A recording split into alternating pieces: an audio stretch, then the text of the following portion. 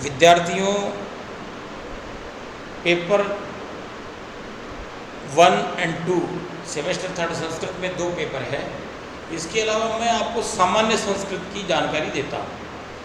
सामान्य संस्कृत में सिलेबस के बाहर परिचयात्मक रूप से संस्कृत को जनवाणी तक पहुँचाने के लिए लोकहितम मम करणीयम मनसा सत्यम वचनीयम, लोक कल्याण के लिए संस्कृति, संस्कार, ये भारतीय संस्कृति की अमूल्य निधि है, अनमोल निधि है।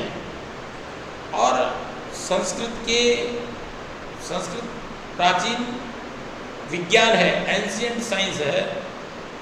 इसलिए आप इसको भाषागत तरीके से, वैज्ञानिक दृष्टिकोण से और आस्थावादी दृष्टि से, दार्शनिक तथ्य से और सत्य से असत्य को, नसीम से ससीम को, ससीम से नसीम को, अवयव को अवयवी से, अवयवी को अवयव से, एक के बाद एक की दूसरे के अनुसरणगत ये बात संस्कृत भाषा के रूप में रखी गई, जो परिमार्जित है, परिष्कृत है। यदि संगणक प्रणाली में भी इसको यदि रखा जाता तो 14 महेश्वरी सूत्र जो पाणिनि ने दिए, ए ई ऊ न री री क ए वुंग ए वो च ह ये वर ट लण ये मंगण नम झब ये गड दस जब गड दस ख फ चट त चट त व क प ये स स सर हल।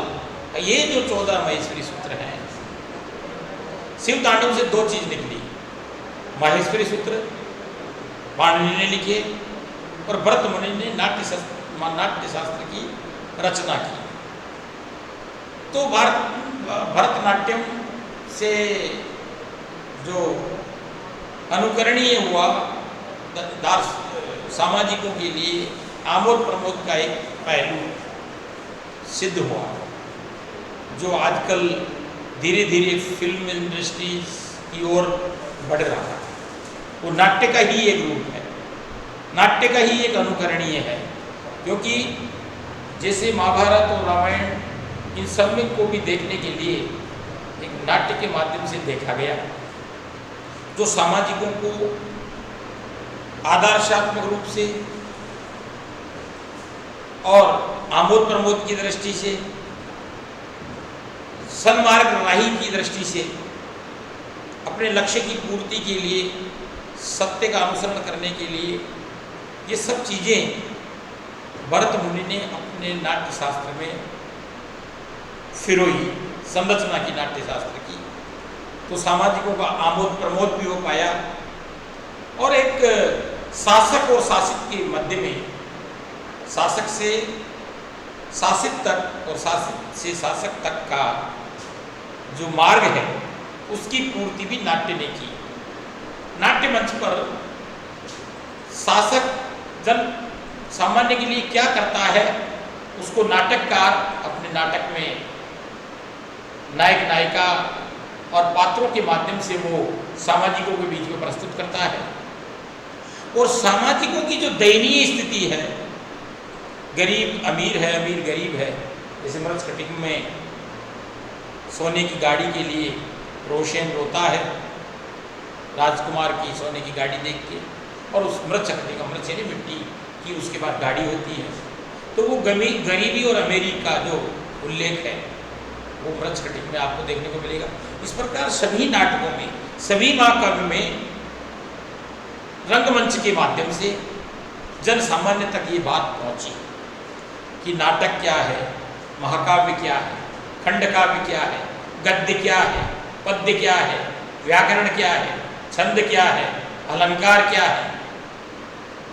और शिव तांडव से 2 चीज निकली। एक तो पाणिनि ने 14 महेश्वरी सूत्र से अष्टाध्यायी लिखी, और भरत मुनि ने पूरा नाट्य शास्त्र लिखा, जो आज तक वो धीरे धीरे अपनी शेषवावस्था से, प्रौढ़ावस्था से अपनी पूरा विश्व में एक अपनी अमिट छाप छोड़ रहा है।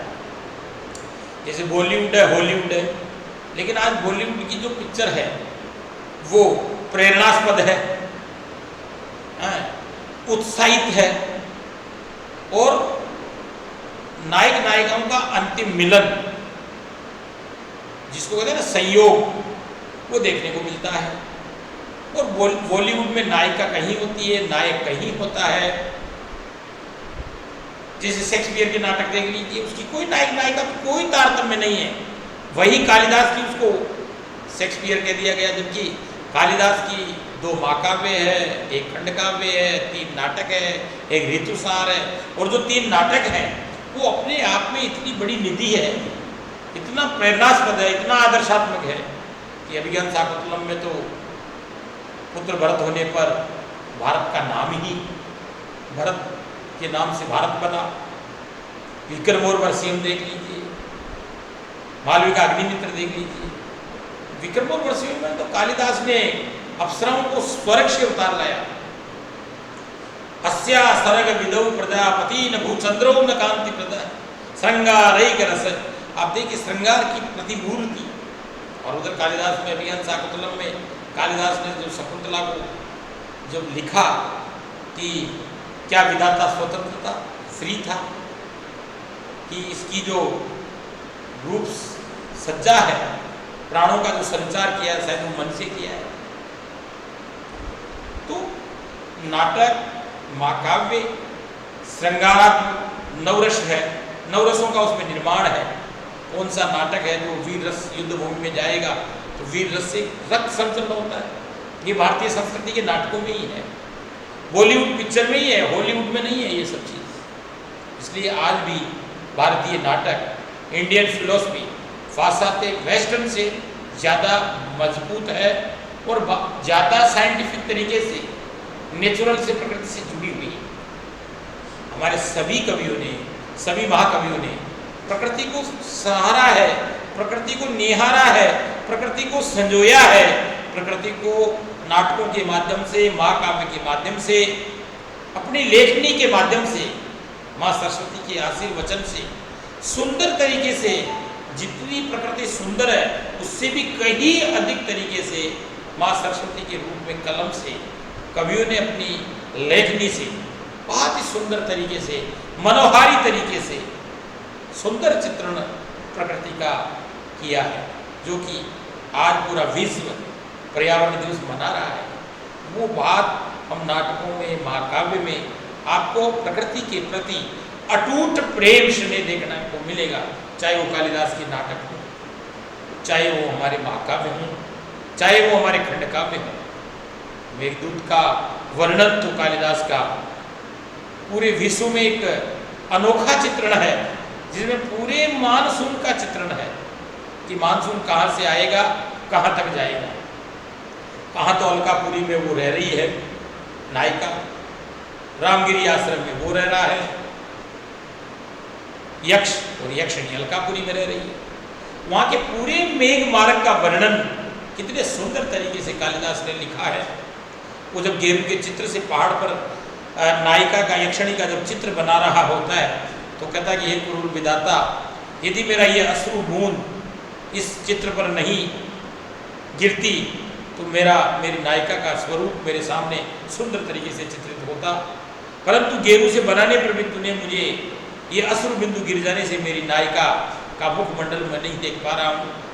और मेघ को पहले दिन, आषाढ़ के दिन पहले कहता है कि कश्चित् कांतः विरह गुरुणा स्वादिकरात् प्रमत्त सापेनास्तं गमित महिमा वरस भोगेन भरतु यक्षस चक्रे जनकतनया स्नानादि पूर्णादिकेषु छिनग्ध छाया तरसो वसंती राम गिरियाश्रमेषु।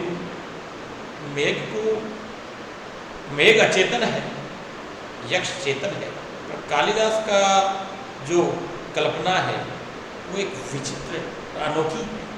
बादल को पहले दिन पर्वत पर खड़ा होकर कहता है कि हे मेघ बादल, हे मेरे भाई, तुम्हारी भ्रातृदया यानी तुम्हारी जो भाभी अलकापुरी में रह रही है उसको मेरा एक संदेश देना, और तुमको जो जो तुमको मार्ग बताऊं उस मार्ग से होते हुए आप जाना। राजहंस आपको लेके जाएंगे, आपका हिमगिरी पे आपका स्वागत होगा। वहाँ से जहाँ गंगा निकलती है उसका पावन जल का आस्वादन करके आप आगे बढ़ोगे, रेवा नदी में जाओगे, आप महाकाल के दर्शन, भस्म आरती के सुबह जब दर्शन करो तो बहुत तेजी से मत गर्जना, नहीं वहाँ के जो आस्तिक लोग हैं वो भयभीत हो जाएंगे। वो पूरा मेघ मार्ग का सुंदर चित्रण, पूरे मानसून का चित्रण जिस प्रकार से कालिदास ने प्रस्तुत किया, अपनी लेखनी से जितना सुंदर तरीके से चित्रण किया, वो आपको विश्व में कोई कवि देखने को नहीं मिलेगा। परंतु मेघ बादल जो है वो जहाँ यक्ष रह रहा है वहाँ है, और यक्षिणी जो है वो अलकापुरी में रह रही है। दोनों की 1 साल का जो वियोग है उसको कालिदास ने अपनी कल्पना के माध्यम से प्रकृति से इतना सुंदर तरीके से जोड़ा है कि मानसून का जो पूरा वर्णन यक्ष से लेके यक्षिणी के मार्ग में जो चीज़ें आ रही है, चाहे वो रेवा नदी है, गंगा है, वहाँ का जो ये भस्म आरती जो महाकाल की करनी है वो है, पूरे मेघ मार्ग का चित्रण, जहाँ अलकापुरी में वो अपने मयूर को वो दाना खिला के वो खिला रही है, ये सारा चित्रण जो है प्रकृति से जुड़ा हुआ है। प्रकृति प्रेमी कालिदास ने अपनी लेखनी में प्रकृति को इतना जीवित किया है पर्यावरण दृष्टि से, जो अन्य कवि नहीं कर पाए। बहुत से कवियों ने कोशिश की लेकिन प्रकृति के उतने समीप नहीं गए जितने कालिदास पहुंचा है। कालिदास के उसमें अभिज्ञान शाकुंतलम में तो जो चित्रण किया है उसने, वो स्वयं पानी पिए बिना पानी नहीं पीती है। पातुम न प्रथमम जलम युष्मास्व पीते सुया, पहले वो पेड़ पौधों को पानी पिलाती है, बाद में वो जल पीती है। पातुम न प्रथमम वेवश्यति युष्मास्व पीते सुया, नादते नहीं तोड़ती है, नादते प्रिय मंडनापि, अलंकरण प्रिय होने पर भी मेरी पुत्री उसको और फूल को खींच करके नहीं तोड़ती है, क्योंकि पर्यावरण को क्षति होगी। तो पातुम न प्रथमम वेवश्यति युष्मास्व पीते सुया, युष्मास्व जलम पीते सुया, नादते प्रिय मंडनापि भवताम सदेहे न या पल्लव, न आदे प्रसम प्रसूत, आदे प्रसूति कुसुम प्रसूति समय भवति उत्सव। और जब वो फूल और पत्ते जब प्रस्फुटित होते हैं तो वो उत्सव मनाया करती है। वसंत उत्सव में जब पूरा उद्यान, जब वसंत काल में जब नई कोपले आती है तो भवति उत्सव है, वो उत्सव मनाया करती है। शेयम याति शकुंतलेति, हे मेरे वनवासी जीव जंतुओं, पेड़ पौधों, आज मेरी पुत्री पतिगृह जा रही है, इसलिए आप सर्वेर अनुज्ञायता, आप सब लोग अनुमति दीजिए। तो देखिए नाटककार ने समाज के बीच में आदर्शात्मक नायक और नायिका का चयन कैसे करते हैं, ये भरतनाट्यम से हमारी परंपरा चली, भरत मुनि से ये हमारी परंपरा चली कि नाट्य आज धीरे धीरे महाकाव्य से, नाटकों से, खंडकाव्यों से होता हुआ बॉलीवुड तक सुंदर तरीके से पहुंचा है, जहाँ पर पूरे समाज को उत्साह मिला है, प्रेरणा मिली है, मार्ग मिला है। और अंत में मैं आपको यही कहूँगा कि नाटक सजीव हैं, जीवित हैं, साहित्य है, तो शरीरम यावत पदावली, उसी प्रकार से ये जो काव्य है, ये नाटक है, ये महाकाव्य है, ये कवि जहाँ न पहुँचे रवि वहाँ पहुँचे कवि। तो ये कवि की सुंदर रचनाएं, संरचनाएं सामाजिकों के लिए आदर्शात्मक होती है, प्रेरणास्पद होती है। धन्यवाद।